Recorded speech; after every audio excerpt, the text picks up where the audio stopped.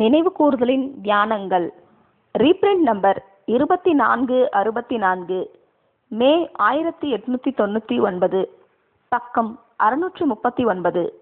தலைப்பு: நான் திராட்சை செடி, நீங்கள் கொடிகள். ஆதார வசனம்: யோவான் 15ஆம் அதிகாரம் 1 முதல் 11 வசனங்கள் மற்றும் 15ஆம் வசனம். நமது கர்த்தருடைய பூமிக்குரிய வாழ்க்கையினுடைய கடைசி இரவின் போது அனுசரித்திட்ட நினைவு கூறுதல் ராபோஜனத்திற்கு பிற்பாடு அவர் உரையாடினவைகளில் ஒன்றாக இவ்வசனத்தின் காரியங்களை அப்போஸ்தலர் யோவான் பதிவு செய்திருக்கின்றார். அநேகமாக புதிய உடன்படிக்கையின் இரத்தத்தை அடையாளப்படுத்தும் பாத்திரத்தில் பானம் பண்ணின காரியமானது இவ்வுரையாடலுக்கு வழிவகுத்திருக்கலாம் என கருதப்படுகிறது. யூதாஸ் போன பிற்பாடும் கர்த்தர் 11 பேருடன் கெத்செமனே தோட்டத்திற்கு போகுவதற்கு முன்னதாகவும் உரையாடப்பட்டிருக்கலாம் என்றும் கருதப்படுகிறது. இல்லையேல் அவர்கள் கெத்செமனேக்கு போகும் வழியில் காணப்பட்ட திராட்சை தோட்டங்களை கடந்து போன போது கூட இவ்வுரையாடலுக்கு வழிவகுத்திருக்கலாம் என்றும் கருதப்படுகிறது.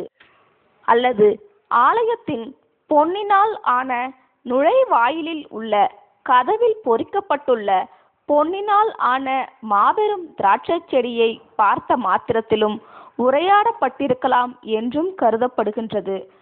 ஆலயத்தில் இந்த பொன்னினால் ஆன நுழைவாயில் அழகான நுழைவாயில் மிகவும் பெரியதாக காணப்பட்டது என்றும் மனிதனுடைய உயரத்தின் அளவு திராட்சை குலைகள் கொண்டிருந்தது என்றும் ஜோசபஸ் அவர்களால் கருதப்படுகின்றது.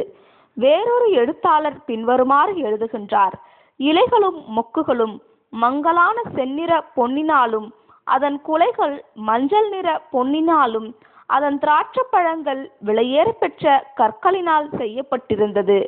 பௌர்ணமி நிலவானது நுழைவாயிலில் பொறிக்கப்பட்டிருந்த இந்த திராட்சை செடியை அருமையாய் காட்டியிருக்கும்.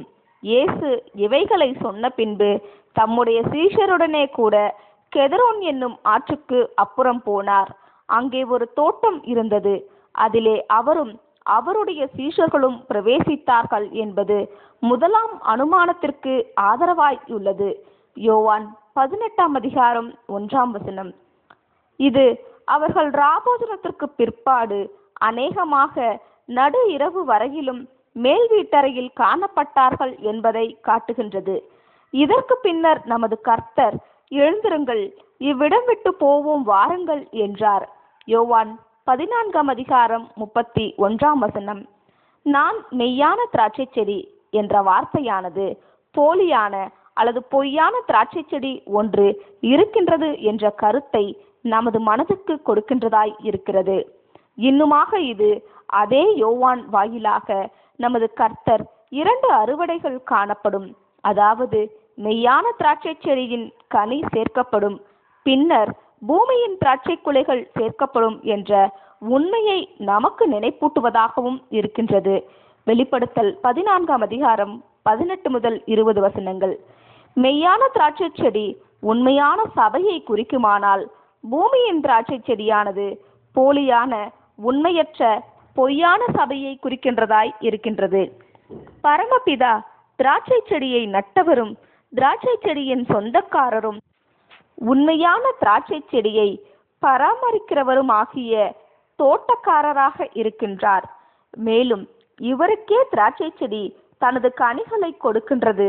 இங்கு திராட்சை தோட்டக்காரர் என்று இடம்பெறும் வார்த்தையானது வெறுமனே பராமரிக்கிறவர் என்ற அர்த்தத்தை கொடுக்காமல் மாறாக திராட்சை தோட்டத்தின் உரிமையாளர் என்ற அர்த்தத்தையும் கொடுக்கின்றதாக இருக்கிறது.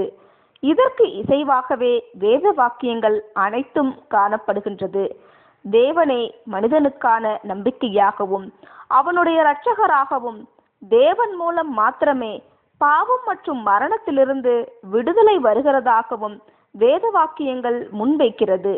இவை அனைத்தையும் கனமிக்க ஊழியக்காரனும் பிரதிநிதியுமாகிய தம்முடைய நேச குமாரன் மூலம்தான் செய்ய போகின்றார் என்ற உண்மையையும், இன்னுமாக நியமிக்கப்பட்ட பிரதான ஆசாரியனாகிய தம்முடைய குமாரனின் கீழ் ராஜரீக ஆசாரிய கூட்டமாக தெரிந்து கொள்ளப்பட்ட சபையை பயன்படுத்த போகின்றார் என்ற உண்மையையும், நன்மையான எந்த ஈவும் பூரணமான எந்த வரமும் வருகின்ற ஊற்றாய் இருப்பவர் தேவன்தான் என்ற உண்மையையும் அகற்றிவிட முடியாது.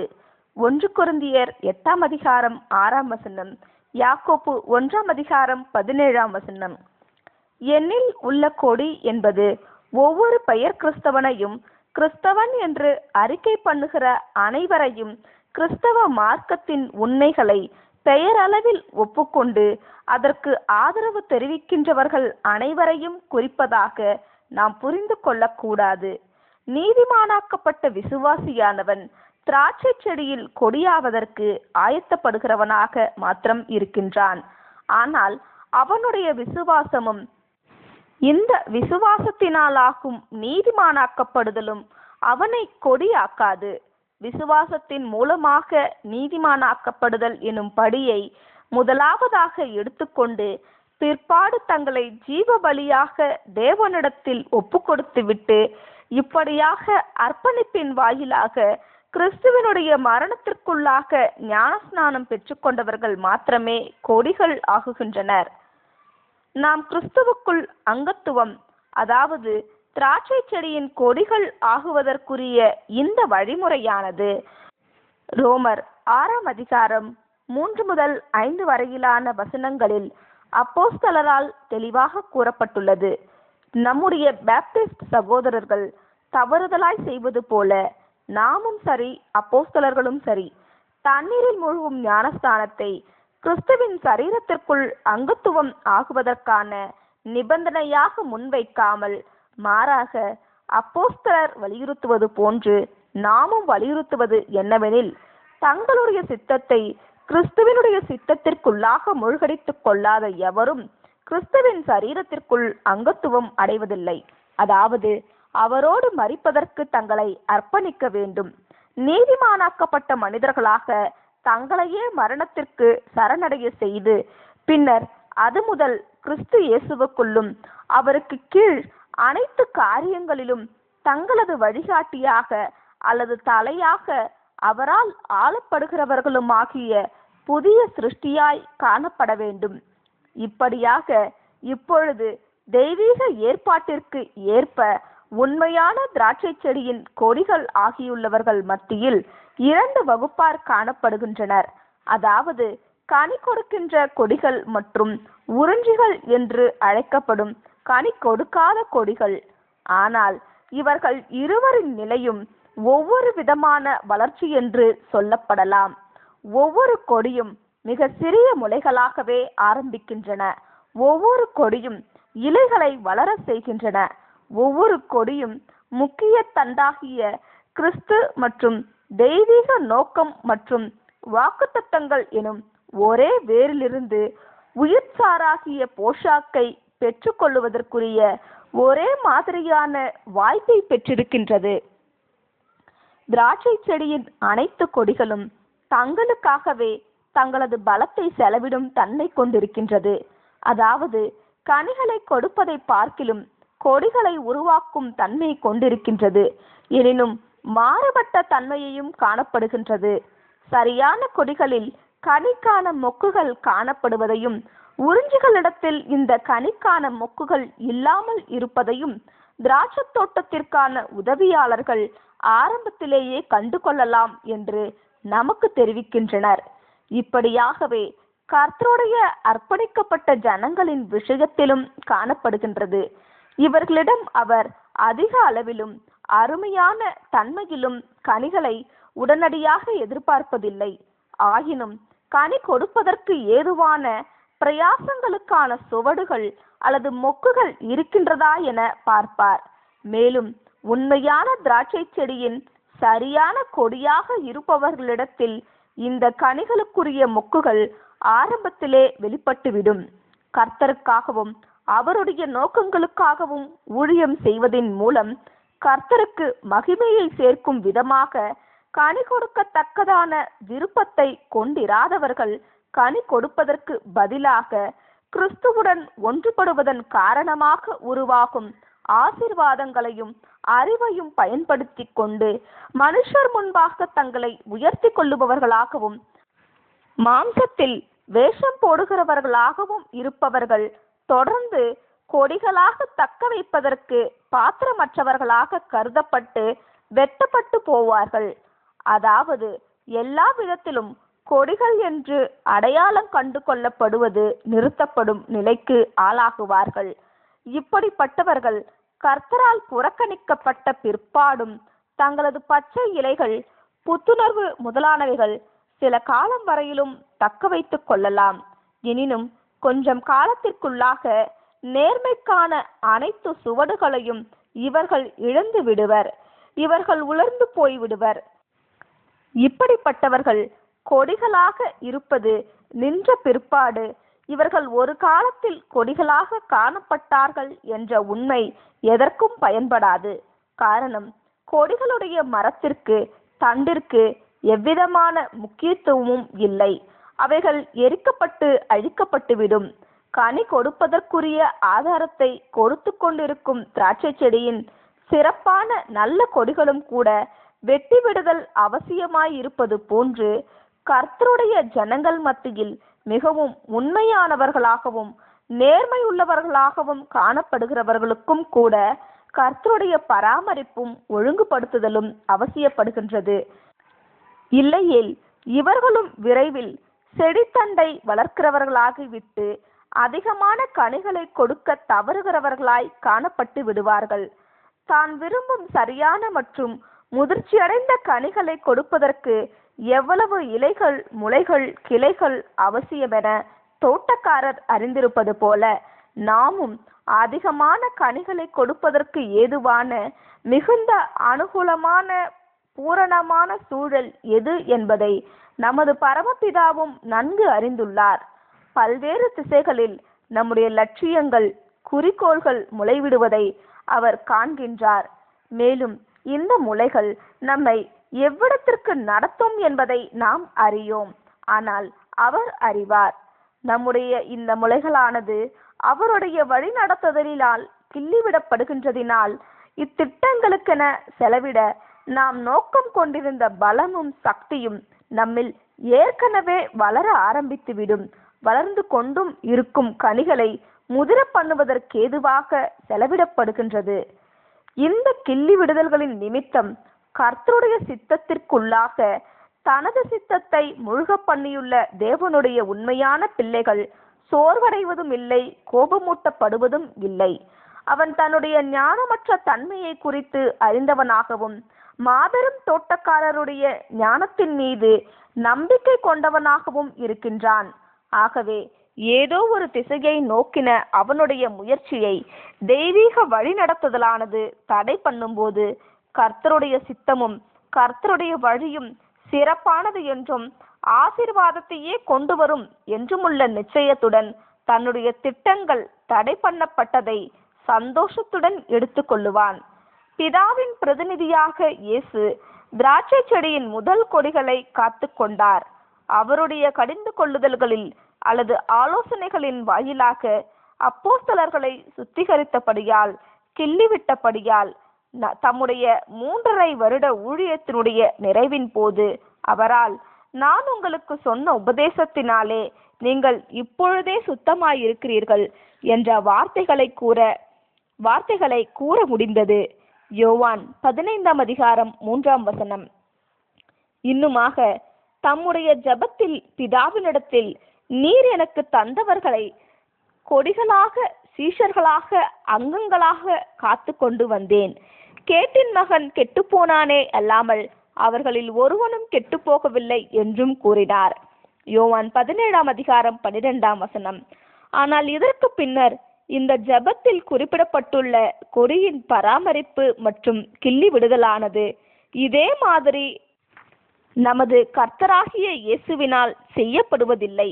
மாறாக பரிசுத்த ஆவியின், பிதா மற்றும் குமாரனுடைய ஆவியின் செயல்படுத்துதலினால் செய்யப்படுகின்றது. ஆனால் நாம் முதலாவதாக நீதிமானாக்கப்பட்டு பின்னர் கர்த்தருக்கு நம்மை அர்ப்பணிப்பதின் மூலம் பரிசுத்தமாக்கப்படுவது மாத்திரம் போதாது.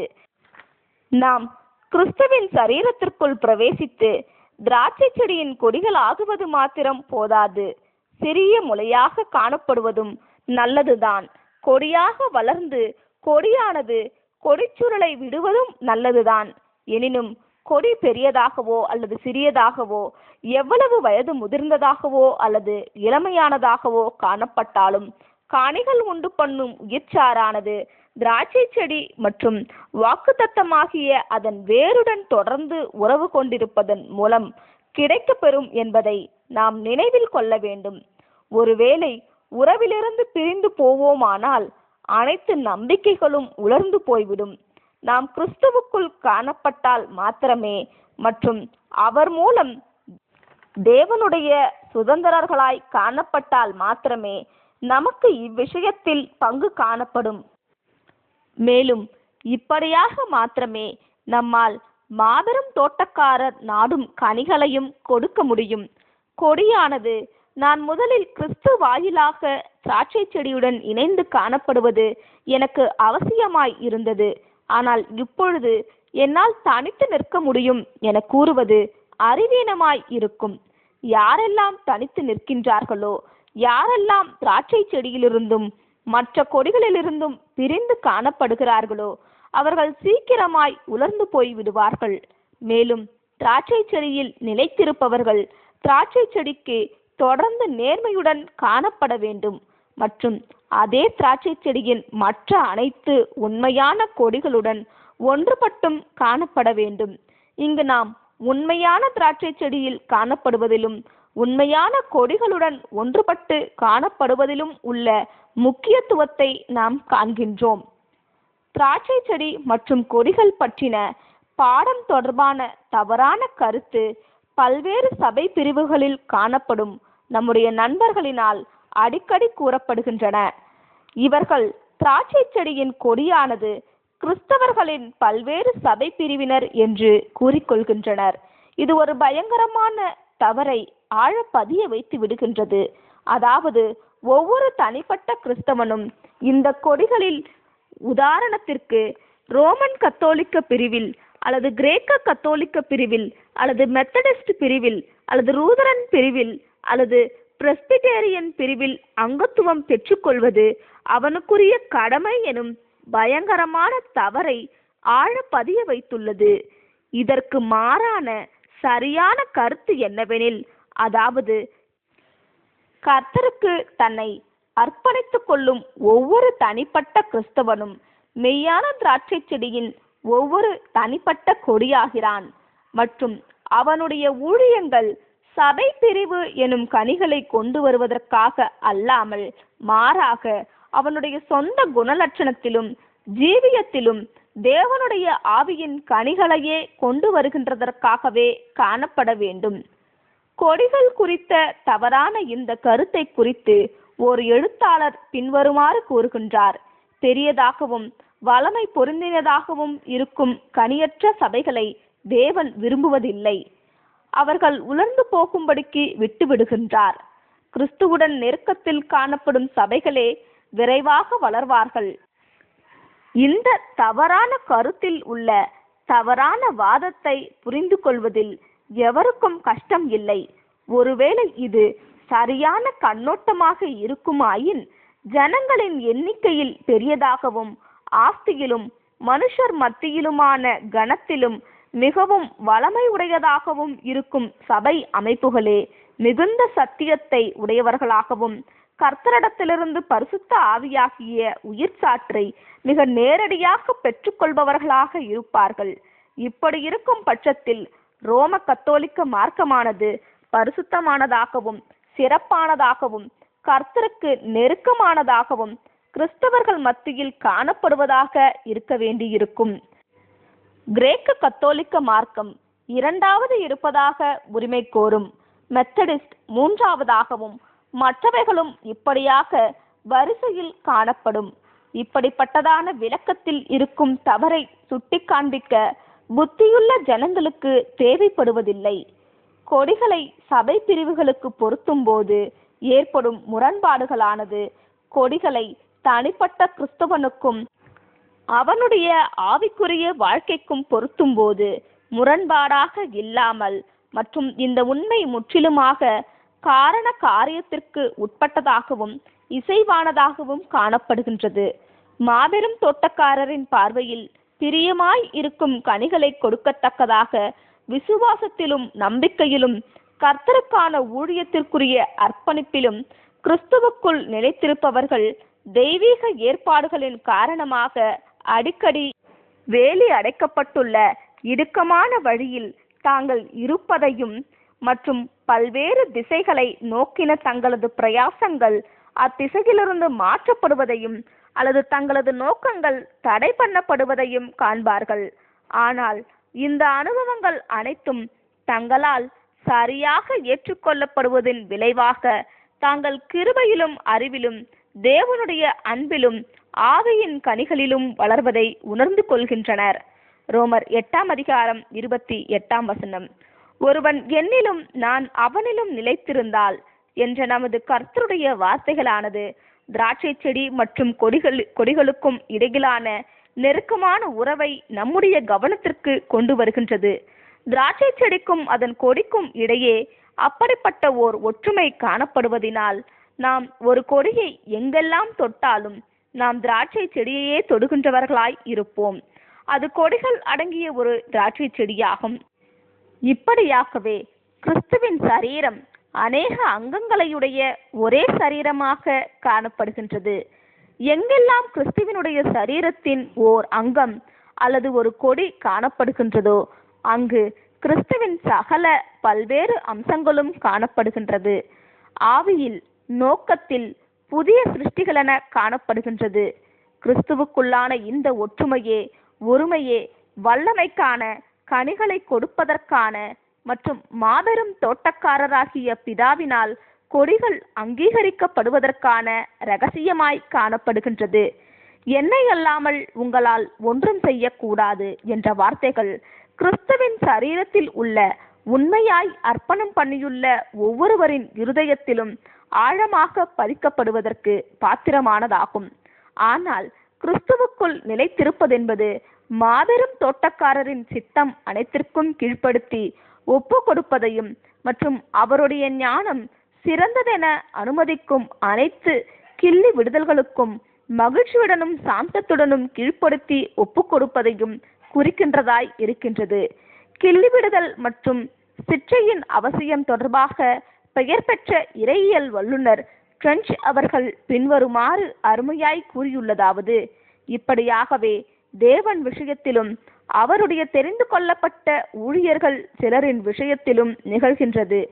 இவர்களுடைய ஆவியின் கிருபைகள் சராசரியான மனிதர்களுடைய கிருபைகளுக்கு அப்பாற்பட்டு இருந்தும் இன்னமும் இவர்கள் ஏன் பாடுகள் பட வேண்டும் என்றும் ஏன் இவர்களுக்கு சோதனைகள் ஒன்றன் பின் ஒன்றாக வருகிறது என்றும் சில சமயம் மனிதர்கள் வியந்தது உண்டு. ஆனால் மற்ற கண்களால் பார்க்க முடியாததை இவர்களிடத்தில் தேவன் காண்கின்றார். அதாவது இன்னமும் அதிகப்படுத்தப்படுவதற்கு ஏதுவான ஆவியின் கிருபைகள் இவர்களிடத்தில் இருப்பதை தேவன் காண்கின்றார். மேலும் தமக்கு சொந்தமானவர்கள் தம்மை ஒரு நாள் மாத்திரமல்லாமல் நித்திய காலமாய் தம்மை துதிக்கத்தக்கதாக தம்முடையவர்கள் பேரில் அவர் கொண்டிருக்கும் தொலைநோக்குள்ள அன்பானது அவர்களுடைய நன்மைக்கேதுவான எதையும் தடை பண்ணி விடாது. அவர்கள் கனி கொடுக்கும் கொடிகள் ஆவர். மேலும் அவர்கள் இப்படி கனி கொடுக்கும் கொடியாக இருக்கின்றபடியால் அவர்கள் இன்னும் அதிகமான கனியை கொடுக்கத்தக்கதாக அவர்களை கிள்ளி விடுகின்றார். சில சமயம் திராட்சை செடியானது அதனால் முதிர்ச்சியான கனிகளை கொடுக்க முடிகின்ற அளவையும் மிஞ்சி அதிகமான கனிகளை கொடுக்க முற்படும் உண்மையை குறித்தும் மற்றும் இதனை கிறிஸ்துவினுடைய அனுபவங்களுடனும் பிரயாசங்களுடனும் பொருத்துவது குறித்தும் H.L. ஹெஸ்டிங்ஸ் அவர்கள் பின்வருமாறு கருத்து தெரிவிக்கின்றார். திராட்சை செடியை குலுக்கி அதன் அதிகப்படியான கனிகளின் சுமையினின்று அதனை விடுவித்து விடுவதே சிறந்த வழியாகும். செடியினால் சமாளித்துக் கொள்ளும் நிலையை அடைவது வரையிலும் மற்றும் செடியானது அதன் சுமையை தாங்கிக் கொள்ளும் நிலையை அடைவது வரையிலும் கிள்ளி பிடுங்கி கத்தரித்துவிட்டு கனிகளை குறைத்து விடுங்கள். ஒவ்வொரு கொடியும் முதிர்ச்சியடையக்கூடிய கனிகளை சுமந்து கொள்ளட்டும். மாறாக ஒருபோதும் முதிர்ச்சியடையாத கனிகளால் அதிக சுமையை சுமத்தப்படாதிருப்பதாக. இந்த கருத்து மற்றவர்கள் சார்பாக கர்த்தருடைய ஊழியத்தில் ஏறெடுக்கப்படும் பிரயாசங்களுடைய கனிகள் தொடர்புடைய விஷயத்தில் மிகவும் சரியாக இருக்கின்றது. காரணம், அநேகர் போதுமான அளவுக்கு கவனம் சிரத்தை கொள்ளாதது நிமித்தமாக தங்களது பிரயாசங்களை வீணடிக்கின்றவர்களாய் இருக்கின்றனர். நாம் அதிக அளவில் தாளந்து பெற்றிராத காரியங்களில் ஏறெடுக்கப்படும் நம்முடைய பிரயாசங்கள், திட்டங்கள், ஏற்பாடுகளில் சிலவற்றை குலுக்கி போடுவதில் விளங்கும் ஞானம் குறித்தும் நம்மால் பூரணமான பலனை கொண்டு வருவதற்கு ஏதுவானவைகள் மீது நமது பிரயாசங்களை செலுத்துவது குறித்தும் சாட்சி பகரும் விதத்தில் தாளந்துகள் உடைய அப்போஸ்தலனாகிய பவுல் ஒன்று செய்கிறேன் என கூறுகின்றார். பிலிப்பியர் 3:13 முடிந்த மட்டும் தான் கர்த்தரால் ஏற்றுக்கொள்ளப்படத்தக்கதான நிலையை அடைவதும் இதே நிலையை மற்றவர்கள் அடையத்தக்கதாக தன்னுடைய பலத்தால் முடிந்த மட்டும் மற்றவர்களுக்கு உதவி செய்வதும் அப்போஸ்தலருடைய ஜீவியத்தின் ஒரே வேலையாக இருந்தது. ஆனால் மற்றவர்கள் கனி கொடுக்கத்தக்கதாக ஊழியம் புரிவது என்பது இந்த பாடத்தின் பிரதானமான கருத்தல்ல. கர்த்தருடைய ஆவியின் கனிகளை நம்முடைய சொந்த இருதயத்தில் பெற்றிருப்பதும் ஆவியின் கிருபைகளை நன்கு வளர்த்தப்பட்ட நிலையில் கொண்டிருப்பதும் தான் முதல் விஷயமாக இருக்கின்றது. இது கர்த்தருடைய ஊழியத்தில் சுயத்தை பலி செலுத்துதலையும் வேலைகள் புரிதலையும் குறிக்கின்றது. காரணம், இப்படியாக மாத்திரமேதான் நம்முடைய தனிப்பட்ட கனிகளும் கிருபைகளும் முதிர்ச்சி அடைவது கர்த்தருடைய ஏற்பாடாக இருக்கின்றது. அதிகமான கனி வளர்வது என்பது முற்றிலும் நம்மையே சார்ந்ததில்லை என்றும், நாம் அவரில் கனி கொடுக்கின்ற கொடிகளாக நிலைத்திருப்பினும் கனிகளுடைய தரமும் அளவும் நாம் நமது மனங்களுக்கு முன்பாக சரியான லட்சியங்களை கொண்டிருப்பதன் மூலமாகவும் அவைகள் நிஜமாகுவதற்கு உண்மையாய் நாடப்படுவதன் மூலமாகவும் மேம்படுகிறது என்றும் நமது கர்த்தர் நமக்கு சுட்டிக்காட்டுகின்றார். ஆகவே அவர், நீங்கள் என்னிலும் என் வார்த்தைகள் உங்களிலும் நிலைத்திருந்தால் நீங்கள் கேட்டுக்கொள்வது எதுவோ அது உங்களுக்கு செய்யப்படும் என்று கூறுகின்றார். யோவான் 15:7 கருத்து என்னவெனில், பரம கிருபையின் சிங்காசனத்தில் இருக்கும் பிதாவினிடத்தில் கேட்பதும் வாஞ்சிப்பதும் தான் நாம் திராட்சை செடியின் உயிர்ச்சாராகிய பரிசுத்த ஆவியை அதிகமாய் பெற்றுக்கொள்ளுவதற்கும் ஆவியின் கனிகளை வளர்த்து கொள்ளுவதற்கும் உரிய வழியாய் இருக்கின்றது. இங்கு பூமிக்குரிய நன்மையான காரியங்கள் நாடப்படுவது அல்லது அடையப்படுவது குறித்து எதுவும் குறிப்பிடவில்லை என்பது கவனிக்கப்படலாம். இந்த பூமிக்குரிய நன்மைகள் தொடர்பானவைகள் முற்றிலுமாக கர்த்தருடைய ஞானத்திடத்திலும் ஏற்பாடுகளிடத்திலும் விட்டுவிடப்பட வேண்டும். மேலும் அவருடைய ஜனங்கள், அதாவது திராட்சை செடியின் மெய்யான கொடி, பரிசுத்த ஆவிக்காகவே வாஞ்சிக்கவும் நாட வேண்டும். இந்த பரிசுத்த ஆவியை தங்கள் பிள்ளைகளுக்கு நல்ல ஈவுகளை கொடுக்கக்கூடும் பூமிக்குரிய பெற்றோர்களை காட்டிலும் பிதாவானவர் அதிகமாய் கொடுக்க சித்தமுள்ளவராக இருக்கின்றார். லூக்கா 11:13 இதற்கிடையில் நமது கர்த்தர், என் வார்த்தைகள் உங்களில் நிலைத்திருந்தால் எனும் வார்த்தைகளை கூறுவதன் மூலமாக தம்முடைய மெய்யான கொடிகளுக்கு அல்லது சீஷர்களுக்கு வேத வாக்கியங்களின் முக்கியத்துவத்தை சுட்டிக்காட்டுகின்றார். தெய்வீக கிருபையை நாம் நாடுவதென்பது சரியானதாகவும் அவசியமானதாகவும் மாத்திரம் இராமல், மாறாக இதற்கு சரிசமமான நிலையில் மெய்யான திராட்சை செடிக்குரிய தோட்டக்காரராகிய நமது பிதாவாகிய தேவனுடன் நன்மையும் பிரியமும் பரிபூரணமுமான சித்தம் என்ன என்பது தொடர்புடைய தெய்வீக வெளிப்படுத்தல்களை நாம் பயன்படுத்துவதும் சரியானதாக காணப்படுகின்றது. ஆகவேதான் அதிகமான கனிகளையும் நல்ல கனிகளையும் கொடுப்பவர்கள் விசுவாசத்தின் மூலமாக நீதிமானாக்கப்பட்டு, அர்ப்பணிப்பின் மூலம் பரிசுத்தம் பண்ணப்பட்டு, அர்ப்பணிப்பின் மூலமாக மெய்யான திராட்சை செடியின் அங்கத்துவத்திற்குள் ஏற்றுக்கொள்ளப்பட்டவர்களாக மாத்திரம் காணப்படாமல், இன்னும் கனி கொடுப்பவர்களாக இருக்க நாடுபவர்களாக, திராட்சை செடியில் நிலைத்திருக்க நாடுபவர்களாக, திராட்சை செடியின் அனைத்து அம்சங்களை பெற்றிருக்க நாடுபவர்களாக, தேவையான பொழுதெல்லாம் உதவிக்கான கிருபைக்காக நாடுபவர்களாக, வேர்கள் வழியாய் வரும் உயிர்ச்சாற்றை தங்களுக்கு பயன்படுத்துவதோடல்லாமல் தங்கள் மீது கர்த்தருடைய வார்த்தை மூலம் பிரகாசித்துக் கொண்டிருக்கும் சத்தியம் மற்றும் கிருபையின் வெளிச்சத்தை பயன்படுத்துபவர்களாக காணப்படுவார்கள். இந்த நிபந்தனைகளை பின்பற்றுவதன் மூலமே நாம் கனி கொடுப்பவர்களாக இருக்க முடியும். மேலும் கனி கொடுப்பவர்களாக நாம் இருப்பதன் மூலமாக மாத்திரமே நம்மால் முடிவு பரியந்தமும் கர்த்தருடைய சீஷர்களாக இருக்க முடியும்.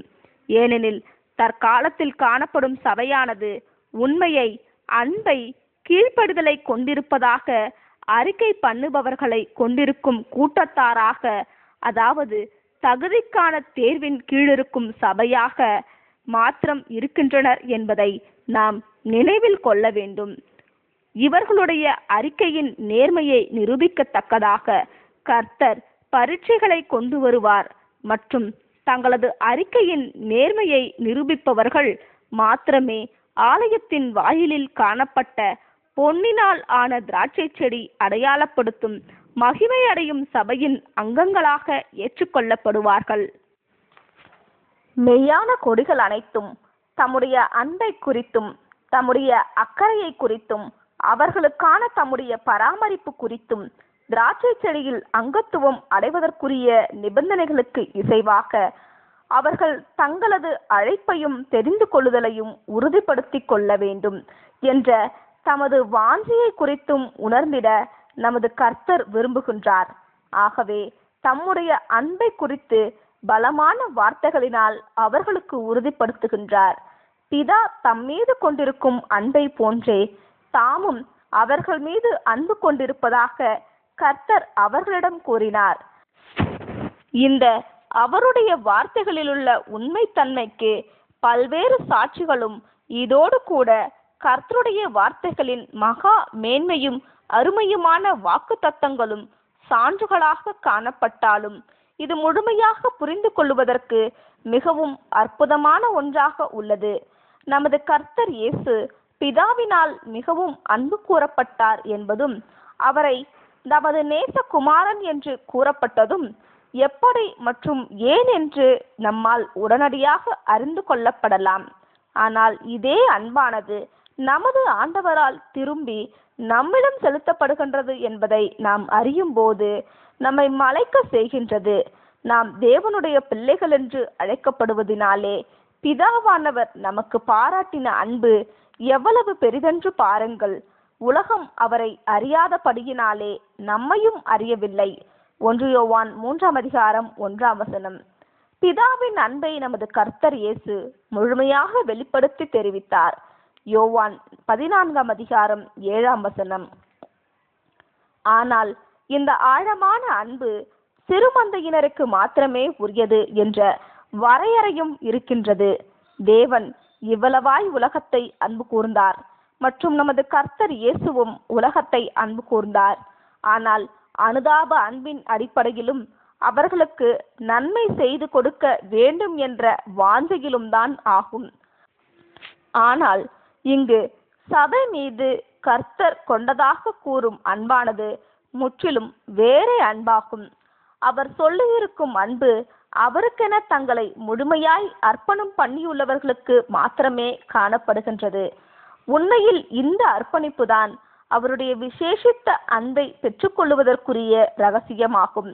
ஒரே பேரான குமாரனை பிதா அன்பு கூர்ந்தார். காரணம், அவர் மரண பரியந்தம், அதாவது சிலுவையின் மரண பரியந்தம் கீழ்ப்படிதல், நம்பிக்கை மற்றும் விசுவாசத்தினால் நிறைந்தவராக காணப்பட்டார்.